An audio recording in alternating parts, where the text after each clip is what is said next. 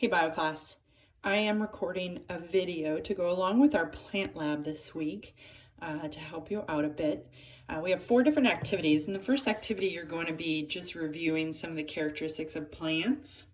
And you should be able to find this information in the introduction of the lab this week, as well as your textbook, as well as I go over it in pretty good detail in my lecture video, which would be really helpful to watch before you fill out this particular chart and answer these questions. Then for activity 2, you're going to set up an experiment with broccoli and celery in order to see the movement of fluids in the stems of these plants over 24 hours. So you're going to need to set them up, leave them in the cups, and then do some slices of those stems to look at under the microscope. And so I've actually taken, I'll show you my setup. I have 2 cups, a control and a treatment for broccoli. You can't really see the treatment very well because the cups are dark and they're red, which was poor choice on my part, but you can see it in the celery. So control treatment with the red food coloring. And they've only been here since 8:30 this morning. It's only been a few hours, but it's enough of a setup that I was able to take a couple of slices. Hold on.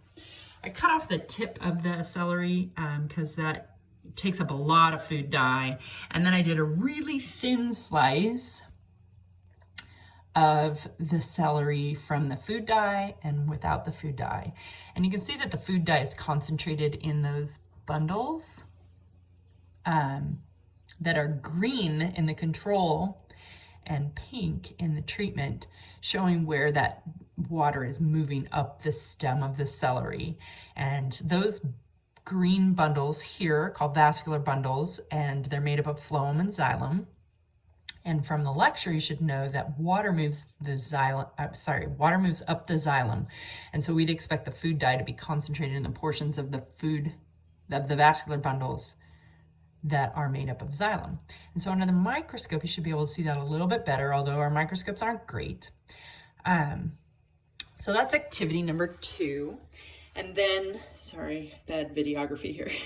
Activity number 3 is where you're going to look at some plant structures. So you're supposed to go out and find, you're going to survey structures using the images in the lab and identify the portions that correspond to the spore-producing structures in a fern and a moss, and insert images of those. And then, number 6 is where you're going to use the diagram of a flower and pull apart a flower that you find either in your backyard or in your neighborhood. I suggest that you pick a big one.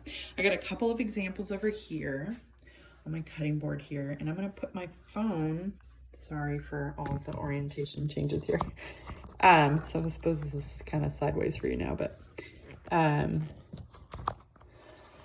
I pulled apart already one. So this one right here came from a zucchini plant, and this happens to be a male. This whole structure is one stamen. And a stamen is made of an anther and a filament. So the upper portion is the anther and the lower portion is the filament, and the whole thing's a stamen. This has tons and tons of pollen coming out of it. In fact, you can see some of it right there. Oh, wait, can I get some on the knife? Some of the pollen. Now in zucchini and squashes in general, so that includes watermelon and pumpkins, they have separate flowers, one for males and one for females. The males will produce this singular stamen, and the females will have a singular pistil with a stigmatic surface at the top.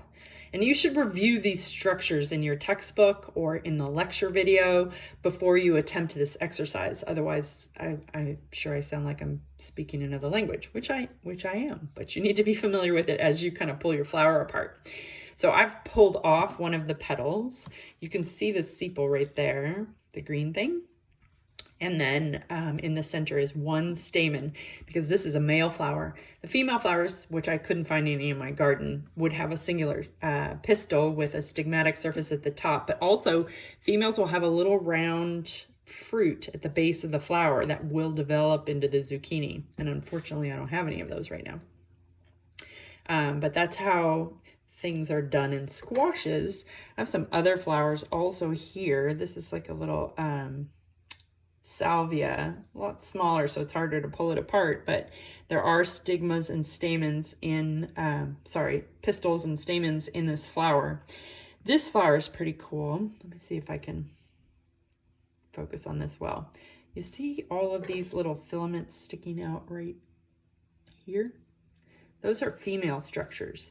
And so this flower is very newly opened, and so right now it's receiving pollen on these stigmatic surfaces, hoping to pollinate the fruits in this flower, which are down inside of this area here.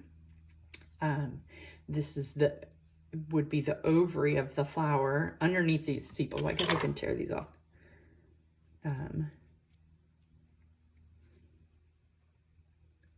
So, whoops, that's my hand. That's the ovary right there at the base of the flower where ovules will be found. Each of those ovules will become a seed. And extending up from that ovary are these male and female structures.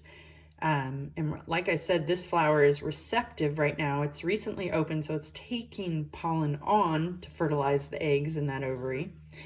But this flower over here, same species, is a little further along in the process. Notice none of those thin little filaments are extended anymore.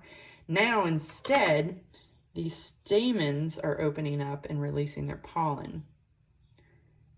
So it's a kind of a two-step process. In the first stage, it's receptive to pollen to fertilize its own eggs that are in the ovules that are in the ovary underneath these sepals.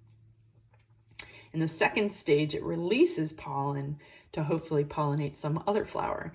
And by separating the timing of these two things, this flower is able to limit the amount of self-pollination.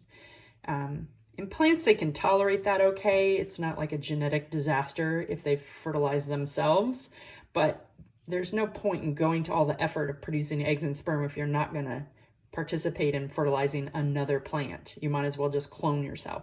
So the whole point of producing flowers is to cross out with other flowers of the same species to increase genetic diversity. That is the ultimate goal of sexual reproduction. So by producing female parts first, or really mature female parts first, and then receiving pollen from other plants, and then later releasing pollen from this flower, they can prevent self-pollination. So here's another flower. Just want to give you guys some different examples. So in this flower, there's one stigmatic surface right there. It's kind of that thing right there is the stigma. So that stigma style leading to an ovary. Anther, filament. That's the male portion. And then, of course, petals. And the sepals are kind of papery and white and folded back right now. And then there's this flower. This is Thunbergia, or they call it, what do they call it? It's a clock vine. I have to tear this one open to see the flower parts inside. Over, Beth. There's the flower parts inside. So in this flower, I gotta kind of fold them like this so you can see it real well. What's pointing up right here is the stigmatic surface of the female portion. And then the male portions are right next to it. So that's a male portion. So that's a stamen right there. Oh, I just broke it off. It works. So in this flower, see that stigmatic surface? It's kind of cool. This flower, you know, when it was closed, you couldn't see any of those parts because it was all closed up like that. But hopefully a bee would go in there and make contact with the pollen and make contact with the stigma to move pollen from plant to plant. And then this flower is really cool. This is a passion vine, passion flower. It's where passion fruits come from. And this part right here is a stigmatic surface. There's another one right there, another one right there. So there are three stigmatic surfaces leading to the ovary, which you can see right there is rounded. I'll point with a knife. That's the ovary right there. And then these are the stigmas. So there's 1, 2, sorry, not this, there's 3 stigmatic surfaces. I just showed you 1, 2, and I ripped one off. These are stamens. 1, 2, 3, 4, 5 stamens. So I'll pluck one of these off. Where's my hand? There's the stamen, and that's where all the pollen would be released from. So I just plucked it out of the flower. Pretty cool flower. Really big, nice big structures that would be easy to dissect and pull apart, take photos of for your lab report. These smaller flowers are harder, but they're doable. You can still pull them apart and get the different pieces, parts out. And, oh yeah, there's one more flower I have. This is a purple, also a salvia, kind of in the mint family. There you can see that at the right side here, that's split into a fork right there.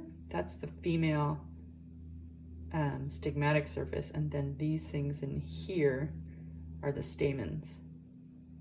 There's ants. But so, okay, that's the tip of the female flower part. It leads to the style, which will lead all the way down into the base of the flower where the ovary would be found. And then these other 2 things are the stamens, and they are also anchored to down here, but they don't lead into the ovary where the ovules are. So if you need more help with flower structure, definitely watch the video that I have posted for plants this week before you attempt this activity, because then you're going to have an easier time figuring out what you're looking at and why you're looking at it. Hopefully that helps. I guess I could slice the broccoli stem as well, if you guys want to see what that looks like. Cut the bulk of it off and then try to do a thin slice for the microscope. But there you can see the, let's see if I can look that up a little closer. You can see where the vascular bundles are in this species, for the broccoli.